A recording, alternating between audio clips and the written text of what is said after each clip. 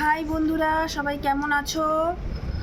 আজকে দুপুরবেলা তোমাদের জন্য ব্লাউজের কালেকশন নয়, শাড়ির কালেকশন নিয়ে চলে এসেছি।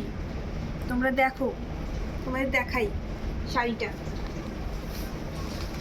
এই যে শাড়িটা দেখো, দেখতে পাচ্ছ?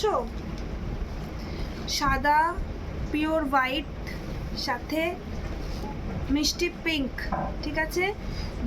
শাড়িটা দু সাইডেই তোমার চওড়া পাড় কাজ রয়েছে, বুঝতে পারছো? আর শাড়িটা পুরোটাই সাদার ওপরে কাজ রয়েছে, আশা করছি তোমরা বুঝতে পারছো।